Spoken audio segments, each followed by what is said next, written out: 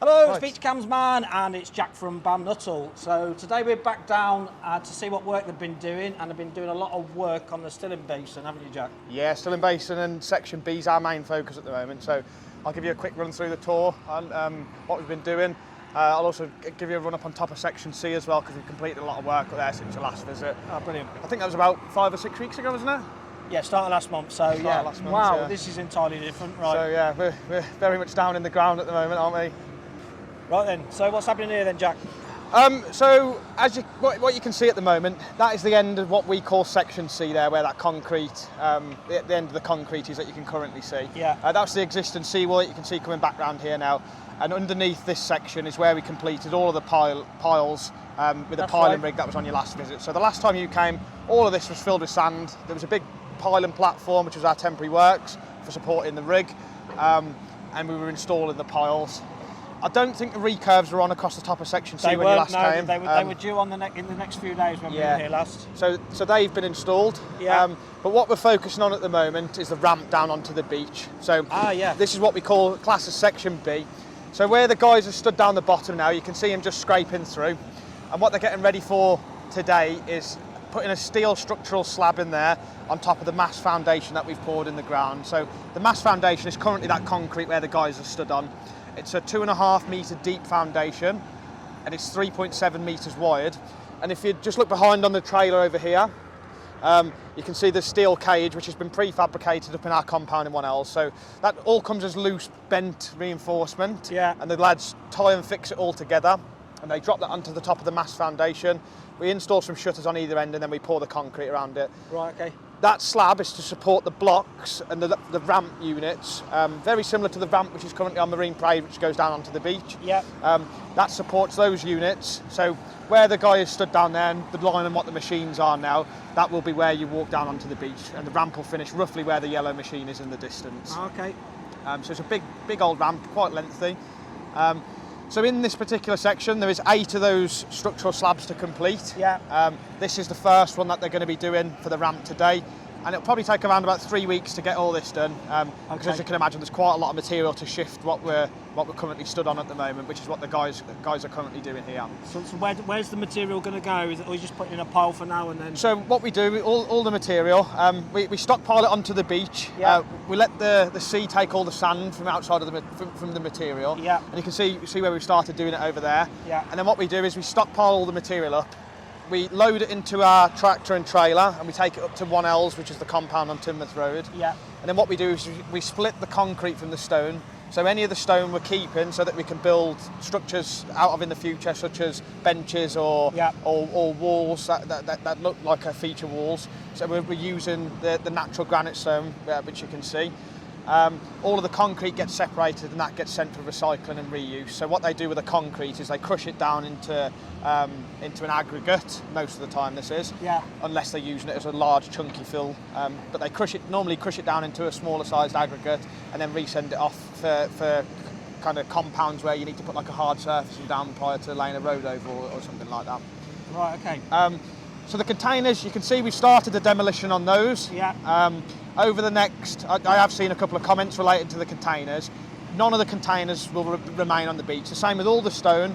Prior to us leaving, we riddle the whole of the beach. So we've got a bucket which has got holes cut into it. Yeah. And what that does, it allows us to shake the material, shake all of the loose material out of there, and then we stockpile all of the bigger chunks of material, and we get rid of them at the end of the job.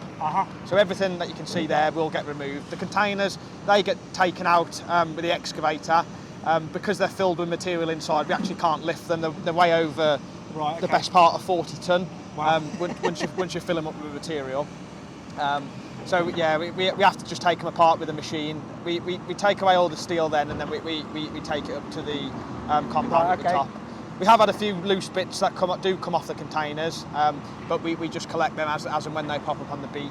And like I say, before we do get rid of all the plant and all the machinery on the beach, there will be a big sweep right the way through, getting rid of all of the kind of loose bits of steel containers or big chunks of rock. So when the beach and the sand does shift away in some of the storm events, obviously it's not left there for people when they are accessing the beach. Well, I also remember walking this beach when before you guys started, there was so many like old drain pipes and stuff that you guys have removed you know, there's so many dangerous things already that have been taken away. So there was a drainage pipe that ran the full extent of this beach. It was a 400mm pipe, but it was redundant. It was an overflow from one of the sewers, which is in Dawlish town. But the overflow now that currently runs from one of the sewers in the town actually is out through the breakwater over there. Right, okay. So there's a pipe which goes underneath the breakwater all the way down, but that's part of South West Waters. Plans for kind of any floods, or if the sewers take on too much water. It's like an overflow essentially. Okay. So we'll have a little wander down. I mean, you can see over onto the right hand side now where we've been undertaking the work in section A. You see the shutters in the distance. The guys on this shift aren't working in this area. I'm splitting the two shifts up so they don't kind of work on top of each other. Right. Okay. So you've got the culvert, the channel diversion, which is in front of us at the moment. We'll have a wander around the top over here. Okay. Oh, so that explains then, because people were expecting when the low tide came for you guys to be working here, but you've put them over here now, have you? Yeah, just watch that. Okay. But basically, the way the design has been released, the precast for section B has actually been constructed before the precast for section A. The reason for me getting so much of the mass infill works done in section A is because on the 1st of April, Hanson's increased their price for concrete. Right. Okay. Like, you know, we've maintained a very good rate right the way throughout both phases for concrete, but unfortunately in April, due to the current climate with inflation and things like that, the cost of raw materials and energy and things like that has gone through the roof. Yeah, absolutely. So before the 1st of April, which was last Friday, we had a big push on getting as much concrete into this area as possible, because that's where the big volumes of concrete are. So over last week, we put probably somewhere in the region of about 600 metre cube in this area. So we do gain significant cost savings by not having to pay for that concrete after the 1st of April. If you know what I mean. So we slightly resequenced the works because both shifts were meant to be working down in section B. But I moved one shift over here just to get a good chunk of the concrete done. Makes sense. So what we're doing over in the back section there, that's not finished concrete. There's blocks to install on the front of that, which will have the same facing as what Marine Parade has. So that pad that we're building over there is purely to build some of the slabs and the reinforcement that goes onto the ramp in section B. So the cage that you can see behind us, fortunately we can build this one up in our compound in 1Ls, put it on the trailer and transport it down, because it doesn't exceed the maximum permissible width for traffic and for being able to travel on the road with it. Some of the slabs that are in that area are 6 metres in width, so that's almost the length of the width of 2 carriages. So we can't transport them down, so we have to build them on site. Now the only area, as you can imagine, when the plant all comes back up into this area here, the only area which is big enough is that area over there, which is what we've been focusing on. So that's the idea of building that section up over there, so we can build some of the steelwork cages.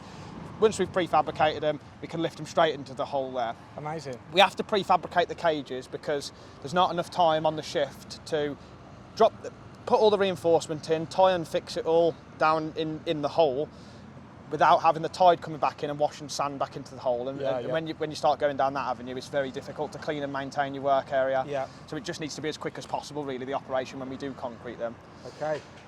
You can see down here the culvert. I think the last time you came, we had some temporary blocks in here. That's right, yeah. So I was walking into something then.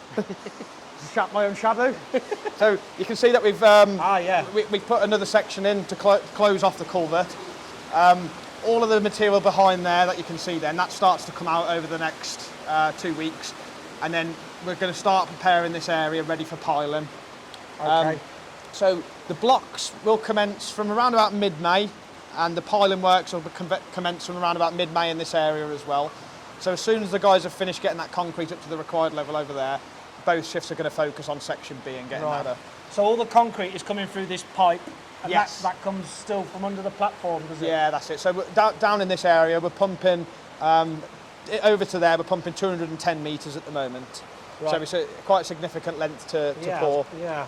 When we do the Marine Parade interface, so when we start pouring concrete back on top of the section, which hasn't got any recurves on at the moment, we'll be pumping nearly 240 metres. and I don't think we'll get that with the concrete mixers that we use on this project. So what we're going to end up having to do is bring another static pump in. Yeah. And we do a process called stage pumping. So we pump into one concrete pump halfway down, and then the other concrete pump sends the concrete along again. Yeah. So it'll be roughly about 120 metres each of the lines will. Yeah. What you can't also see that we've done in that area at the moment, because it's underwater. Can we go over the bridge again? Yeah. Cool. Just stand at the top here. So what you can't see that we've done in that area as well is we have completed all of the foundations around the perimeter up to the edge of the channel on the left-hand side over there. So what that is, the foundation that the guys were stood on over there that I just said to you about being 2.5 metres deep by 3.7 metres wide, we've put that foundation right the way across that area there that you can see just in the distance. Yeah.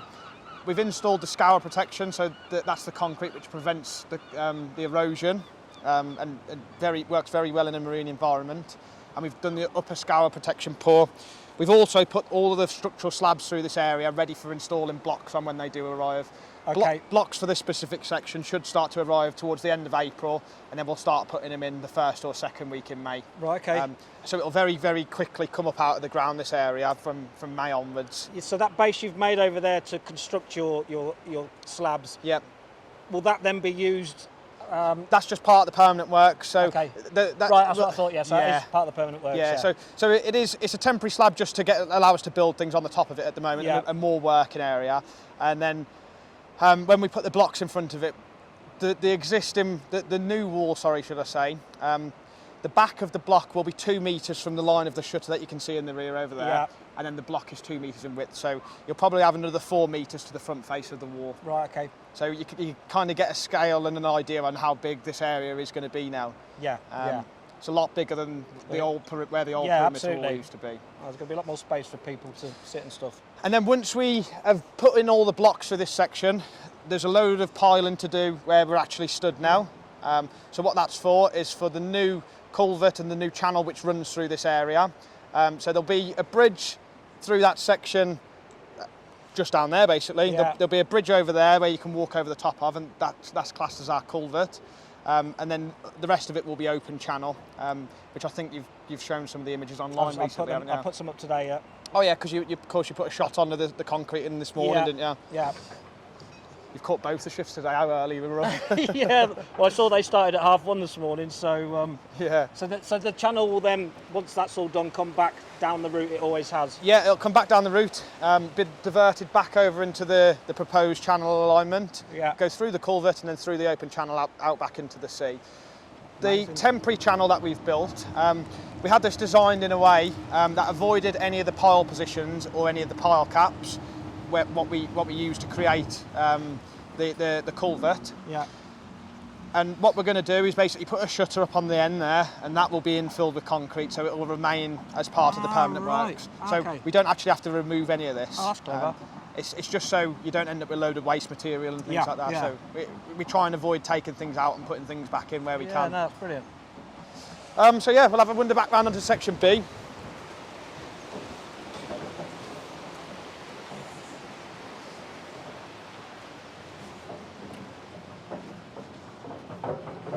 To the 70 tonne coming up onto the ramp now. Let's ask him to stop a minute.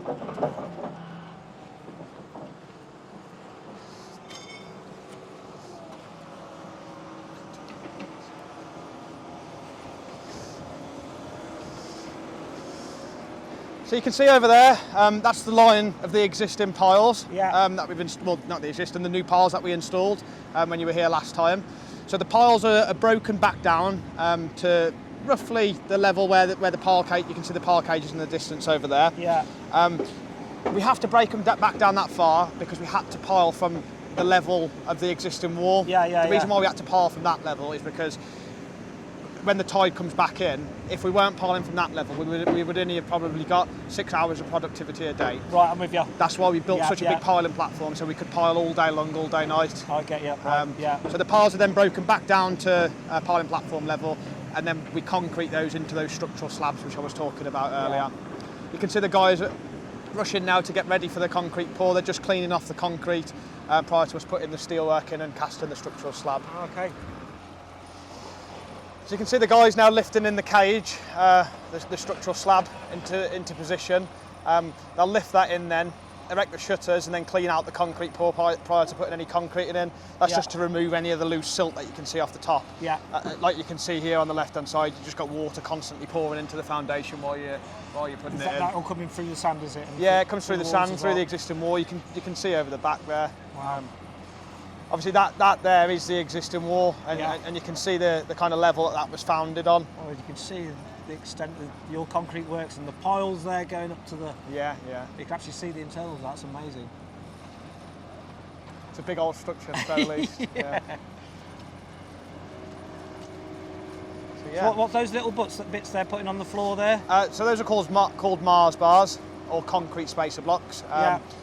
They're basically so that the reinforcement has cover underneath it. When you're casting a structural slab, you need to provide cover to the reinforcement so that the steel doesn't erode. It's not stainless steel, it's just normal mild steel. And what you get is erosion, and obviously you get you get erosion and you get the salt, you get the steel corroding. So what those are for is to keep it blocked up off the floor. So when we pour the concrete, you have at least 75 mil of cover underneath the steel. Right, okay. And that's the same on all faces.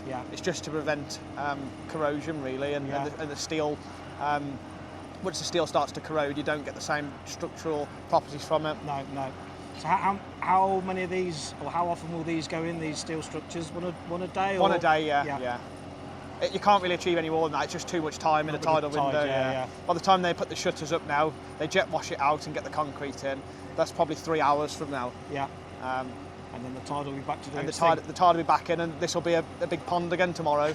So every day that we're working in here at the moment, we have to come in, pump all of this out, which you can see the 4-inch pump working over there at the moment.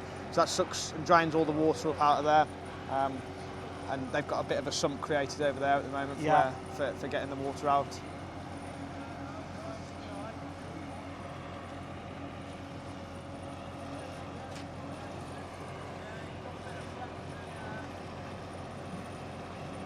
So once they've dropped the cage down into position, then you've got the engineers, which is Harry in the blue hat on the left-hand side there.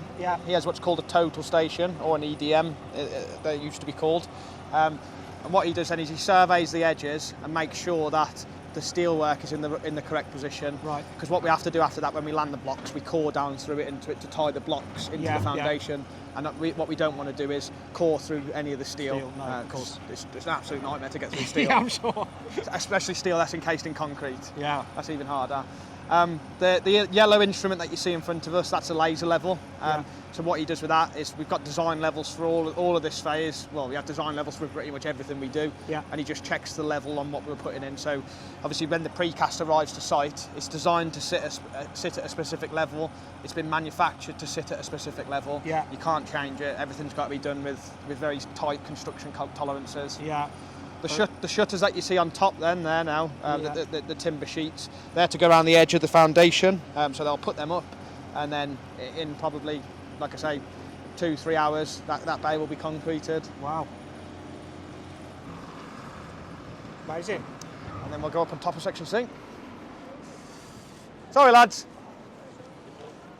Good.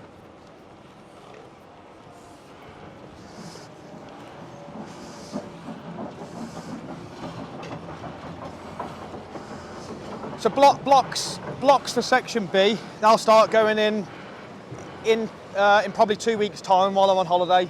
I'm off on holiday from Monday for 2 or 3 weeks, so it'll be nice to get away from here. Nice. You can see now we're going up onto section C. The drainage carrier pipe that you can see just behind the stairs there, that's the 450 drainage system, which is the same right the way throughout the wall, which we've seen on previous videos. There's a couple of manholes which are right the way throughout this section as well. The recurve units,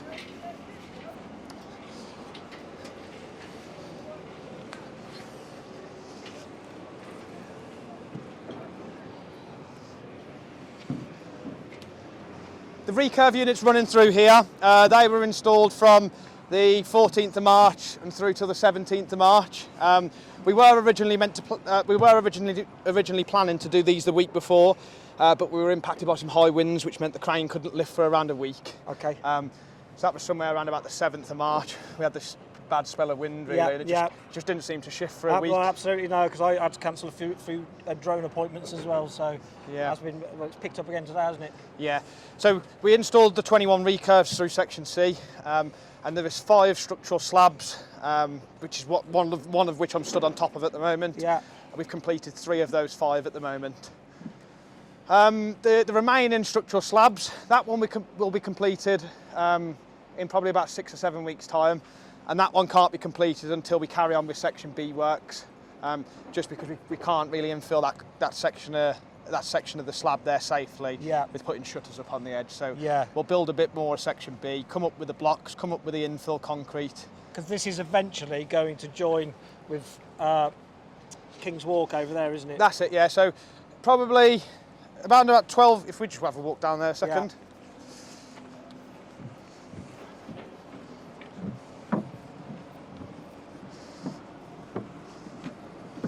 So probably about 12 metres from the end of where we're stood now, you'll have a staircase which goes straight down into section A, or basically in front of the footbridge, really. Yeah. That will go back down onto the existing walkway level around there, and then you'll have the ramp which goes down onto the beach. On the right-hand side then, we will have a smooth transition into what will be a bridge which joins Marine Parade over in the distance over there into section B, so you can walk straight from one face to the other. So at this height it'll stay the same height, over to that. Okay, I'm with you. Yeah, there is a slight gradient on the bridge as you go over. Yeah, and that'll be right next to the viaduct, won't it, as well? Yeah, that's it. Okay, amazing. And then finally, really, we'll just have a bit of a walk up through the lift shaft area.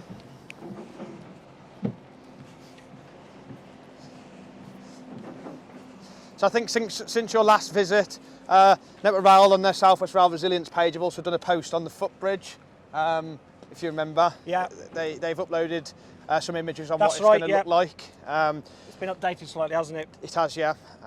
That's mainly due to the cost increases with stainless steel. So the original bridge was meant to be a stainless steel bridge, but the price of stainless has gone up 2-3 times what it was when the bridge was originally priced, and the cost of it is astronomical. So it's changed for a different product. You still get the same durability and the same lifespan of it. Yeah. That's all. The design parameters remain the same. It'll just be constructed using a different product. That's all. Yeah. So the lift bridge currently planned, or looking at planning it for Christmas 2023. That will be kind of the foundation works and starting to lift parts of the bridge in, maybe. It just depends where we end up with the programme, really. Yeah. So a lot of this area will remain as is for probably about 4 or 5 months. You can see the fencing that we've installed along the back of the platform there. That's going to be coming out soon. We need to move that fencing because there are new lighting column bases and new public announcement speakers and telecoms, public announcement speakers and CCTV columns which sit in the line of that fencing. Okay. So what we'll be doing is bolting a fence to the back of the concrete which you see around the perimeter there, and having a fencing on the edge of it so we can install all the columns. Okay. So the lighting apparatus and all the CCTV and everything, that will start to go in probably about 6 to 8 weeks' time. Okay. And then it takes a while to install and commission all that sort of stuff. Yeah. Just because it's mechanical and electrical. Okay. And then the temporary lights that you can see along the rest of the wall, they will come out then. Yeah. Oh, amazing. So when are the new lighting and that's due to go in the PA, etc.? The programme starts in about 6 weeks to 8 weeks' time. Okay. And I can't remember the duration of their physical activities on site. As part of the station platform works as well, I have seen some comments relating to what we're going to be doing with the station. We are looking at options to bring some of the existing waiting rooms in the station back into commission. So they're the ones this side here, aren't they? Yeah. So when there were storms previous to us building all this, the waiting rooms in there were absolutely saturated. Yeah. Half the floorboards are missing in the rooms, and they were just took out of service a long time ago. So we are looking at giving Network Rail a price for bringing some of those waiting rooms back into commission. Right. Okay. And then that's about it really. I mean, there's quite a large amount of concrete to put on top of these structural slabs. That will be the new walkway level where you see the black pipes in the wall there. Yeah. And all the way throughout this area, it will be the pink granite sets, which we've got down at Coast Guards. Yeah, yeah. And then what we're also doing in the floors is putting some sort of feature lines in where the existing archways were. So if you remember the old arches that used to be down there, we've replicated those into the facing panels. Right. And then what we're also going to do is run some feature lines from the arches into the facing panels. Right, okay. So as you walk down here, that's what they'll represent. Amazing. Well, again, amazing work in a month, Jack. It's just amazing how much it changes every time I come. Yeah, I think how much concrete you get through. It's just. I mean, like I said, I'm going on holiday for 2.5 weeks now. Well, I think you deserve it, mate. I'm looking forward to coming back and seeing the difference. The difference. I guess you don't notice when you're working with it almost every day, do you? You don't really see it. Yeah, and for the best part of a month and a half now, we've been in the ground preparing foundations and concreting in the ground, and you don't see a lot from that, but it's actually the hardest thing to do. Of all of these works, it's the most difficult, just because we're contending with the tide all of the time. Yeah. We're contending with different tide levels, so between spring and neaps, and it's just a nightmare to manage, really. So over the next 2-3 weeks while I'm away, they'll start putting blocks in down in section B, and like I say, this will very quickly come up out of the ground, and it'll be nice to see the guys working off the beach rather than on it. Yeah, absolutely. Right, brilliant, Jack. Well, thanks again for the tour. No worries, and by all means, again, if there's any questions that people would like to ask for the next tour, just give me a shout and I'll answer them as best I can. So again, if you have any questions, you can drop them in as a VIP or a supporter. VIP on the website or YouTube, or supporter on Facebook. And you'll also get to see a lot more behind the scenes stuff that we do, just for the price of a cup of coffee every month, which is a bargain, really, isn't it? So thank you all for watching. Goodbye from myself and Jack. See you later. Cheers, bye.